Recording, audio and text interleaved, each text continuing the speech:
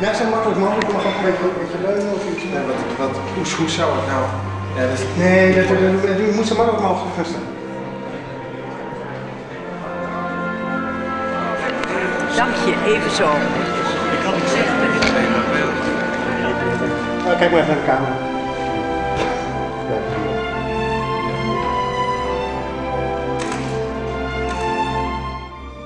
De gebakjes zijn er, de bloemen staan klaar, de camera staat klaar, de technici, het publiek komt. Je lijkt wel belangrijk. Ja, dit is heel erg bijzonder. En ja, een beurs, een dirigentenbeurs, een Nederlandse dirigentenbeurs. Dat is echt fantastisch om te krijgen natuurlijk. En je bent jarenlang hard bezig. Ik ben ongeveer 8 of 10 jaar aan het studeren.